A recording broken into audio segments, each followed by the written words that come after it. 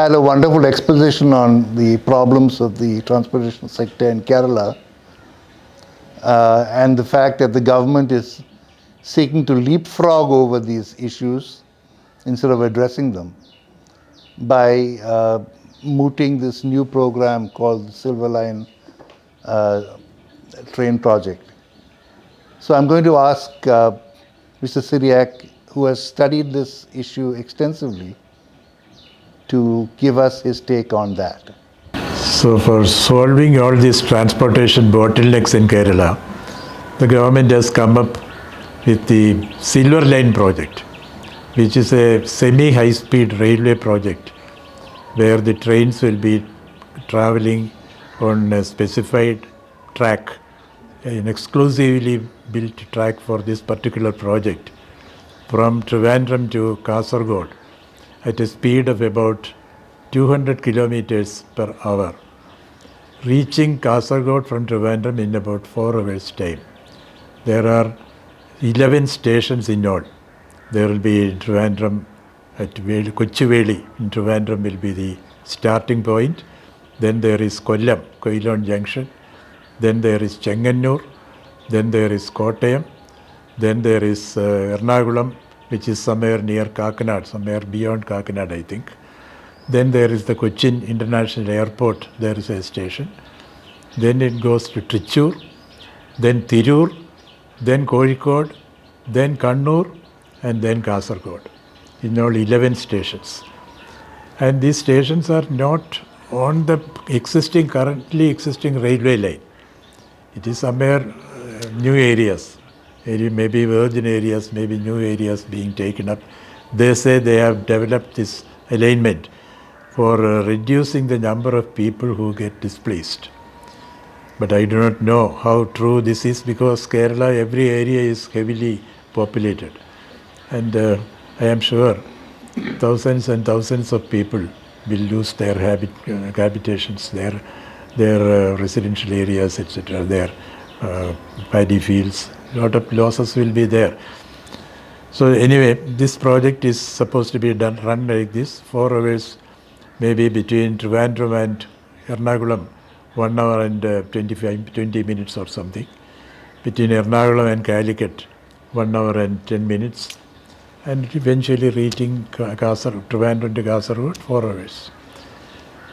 And the speed is this, what they mentioned. The cost is 64,000 crores now, which I am sure will turn up to be not less than 150,000 lakhs, 150,000 lakhs of crores at the end of the day. Even today, Kerala is under a heavy debt burden. Today, Kerala's debt load is 3.35 lakh crores. 3,35,000 crores. That is today's. And this project entirely is going to be financed by debt. Nobody is putting in any equity, share capital. Neither Kerala government nor the central government, which is the joint sector partner with Kerala. Both of them are depending on this loan. And today foreign countries, many of the foreign countries, because of the depression and etc., no takers for loans. Many of these development banks. So they will be happy to dump the loans on countries like us. Sri Lanka some time ago took a loan for developing a port, Habbantota, in southern Sri Lanka. They could not service the loan. They could not repay the installments. And they ultimately had to give away the entire port area, port plus some surrounding areas, for 99 years lease to Sri Lanka. So Sri Lanka has lost part of their territory, I must say. And I'm sure some money under the table would have been paid to Sri Lankan people who are in power. And now again Sri Lanka has, they have not learned a lesson from the previous experience. China has again gone and to develop a port city near the Colombo port. On the same basis, cheap loans, China will do everything. Ultimately, they will have to give security in terms of the area around Colombo city. So for China, it is a strategically important development because they are wanting to corner us, our country. Hambantota is going to be an all-weather port on the international shipping lane between West Asia and Singapore and the Far East, etc. So it is a dangerous situation as far as we are concerned. Similarly, So who's funding the SILVERLINE project? SILVERLINE project also, they are thinking of international banks, maybe development banks in France or Germany, or nothing has been finalized yet. Not Japanese. Japanese also are very much there. Because the rolling stock is coming from Japan, right? No, I don't think they have taken a decision on all these things by now. This is only, they say they have made a detailed project report, but they have refused to share the DPR with anybody else. Somebody approached them to get a copy of the DPR under the Right to Information Act.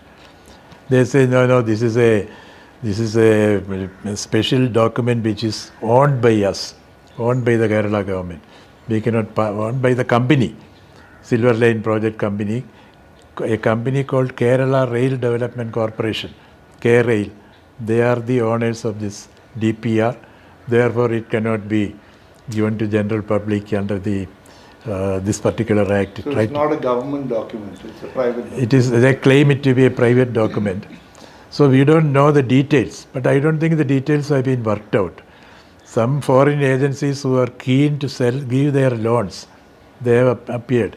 In fact, even the Japanese aided Mumbai-Ahmedabad high-speed rail project.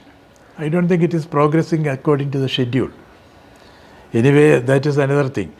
Here, international agencies are keen to dump their loans on us. And our people may be happy to get something, some commissions and benefits like that. I am sorry to say that.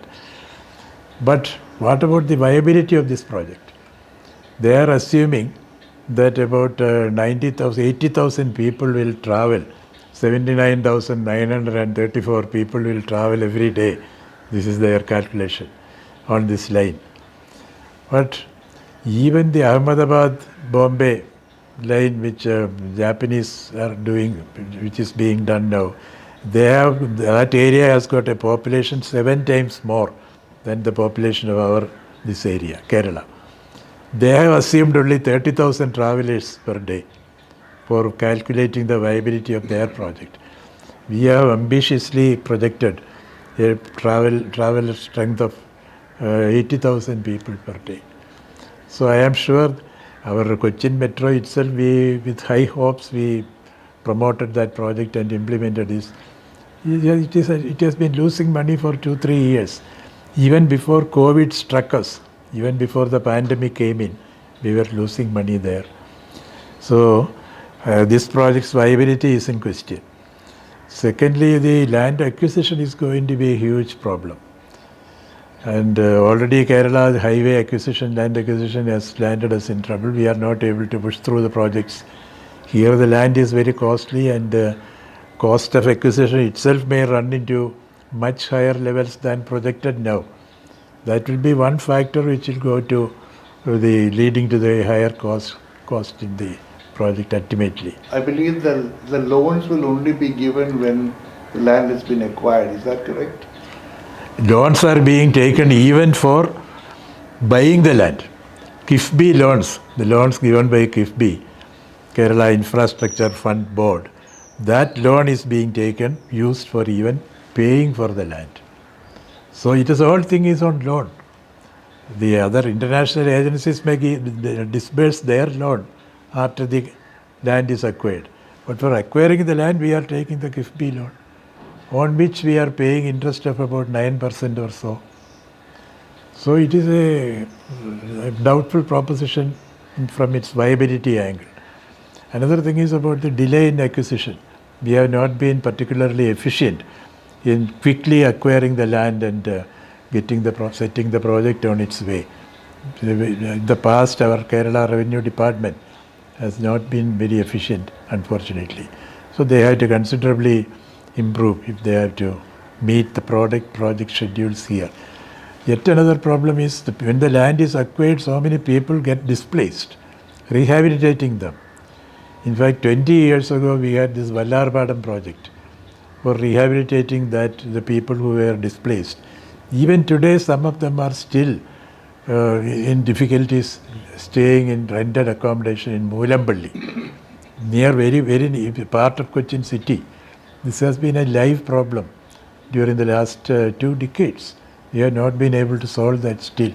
So how we are going to solve the problem of rehabilitating the displaced people in all these, maybe thousands, tens of thousands of people will get displaced. What about judicial challenges? I mean, That is a part of the land acquisition. When the land is acquired, the prices are not good or my land cannot be taken, they go to judiciary. That will be further pushing up the cost. and the time. Time will be lost and cost also will be pushed up. So that is one issue. Another issue is the environmental problems. A proper environment impact assessment has not been made, I am afraid. We do not know the details. They say it is being made, it will be made, etc. Social impact assessment. They say the district collectors will make this, they are doing this. We do not know how effectively all this will be done.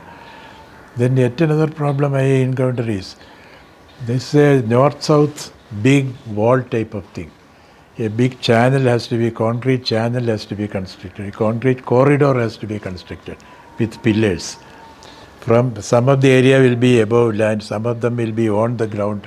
Some of it may be underground also. There are different stretches already they have mentioned in the project report. So in short, a huge concrete channel which is of a diameter of, which is at a width of about maybe 15 meters to 30 meters, depending upon the area. 2 lanes exclusively for this. This will be standard gauge about 4 feet 8 inches or so, whereas most of our railway lines are on 5 feet 6 inches, broad gauge line. If only this could be done like that, those vehicles could move on the other thing, or there could have been better utilization. That is all not envisaged here. This is a specially made captive thing for this particular project. And when this huge wall type of construction Kerala comes in, they say every 200 meters some underpassage will be there. But even then, suppose there is a heavy rains, the floods come in from the hilly regions in the east, then this will act as a sort of dam. Though there are intermittent passages, underpassages, water will get stored up there, water flow will be impeded seriously. There will be severe floods on the eastern side of this corridor. So the western rivers flowing, putting in all the floods during the monsoon, there will be serious trouble. In fact, in the 2018 there was heavy flood. At that time, Chenganur-Alleppey belt suffered severely because of the existing railway line. Even the existing railway line with its own culverts, etc., were not good enough for letting the floodwaters pass through quickly into the Vembanad, etc. With the result, that area became flooded. Otherwise, Chenganur need not have been under severe floods during that occasion, 2018. So that experience should tell us that this is going to be a disastrous experiment if another floods like that happen. Not only floods like that, even the routine floods in Kerala will be enough to create damage in all these areas. So that is another impediment in this area. So a lot of problems like that. So they were expecting that when there is a fast moving railway line, people will shift from the road to this railway line, and thus there will be less of pollution, etc., etc. But how many people can shift? First of all, when will this be completed? This project will be completed in 15-20 years. Today, even the Kochi Metro project, which was assumed to be 2,000 crores in the beginning, 2,200 or so, ended up in 5,000 crores something.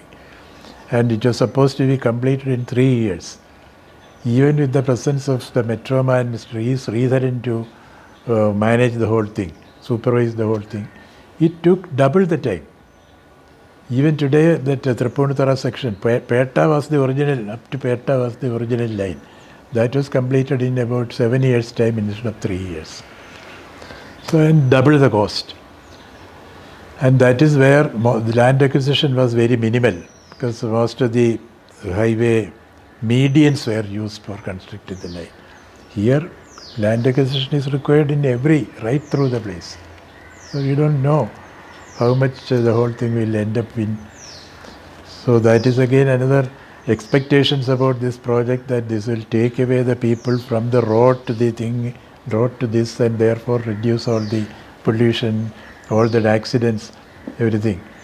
That dream also will not come through. Cost is also a factor. Cost is also going up. 1,500. And everything is loan only. The ticket is about 1,500. Ticket they say 1,500, 1,600. These are all the projections now made. Ultimately, after incurring double or triple the cost, 60,000 means this is the 60,000 crores means this is the ticket will be 1,800. It is never going to end up at 60,000 crores. It will be more than twice, I am sure. So if that is the case, ticket also will be high. People may not go. So what is the alternative? At the same time, Kerala, there is a live issue. There is a problem. Kerala's transportation networks are in serious difficulties. Everything is cluttered. Road ആക്സിഡൻസിൻ്റെ എണ്ണം കൂടുന്നു. റെയിൽവേയിലാണെങ്കിൽ ഒരുപാട് സമയം നഷ്ടപ്പെടുന്നു. അതിന് ഈ 64,000 കോടി അല്ലേ പരിഹാരമാർഗം? വേറെ ഒന്നുമില്ലാതെ പിന്നെ വേറെ പരിഹാരമാർഗം ഒന്നും ഇല്ലെങ്കിൽ why don't we go to this? That is the issue. That is the question. So there I can suggest another alternative which is much cheaper. What is called the mainline electric units, what is called MEMU. They are really even now operating in various places, but in a very limited fashion. Recently in Delhi-Jhansi route, they operated this mainline electric MEMU services. In a train called, I think it is called a special name, Gatipur Express or something like that. Gatiman Express. Gatiman or Gatiman, or must be a Hindi word, I do not know the correct pronunciation. Gatiman Express from Delhi to Jhansi. It is running at 180 kilometers per hour on our railway line, using this MEMU multiple unit, mainline electric multiple units, that is running. അപ്പോൾ ഇവിടെയും അതുപോലെ തന്നെ നമ്മുടെ main line electric multiple units എന്തുകൊണ്ട് നടത്തിക്കൂടാ? ചില പ്രതിബന്ധങ്ങളുണ്ട്. ഒന്ന്, why can't we run MEMU trains on the Kerala railway lines?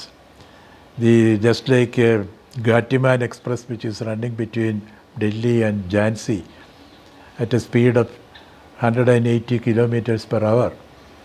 Why can't we also run our trains on that basis?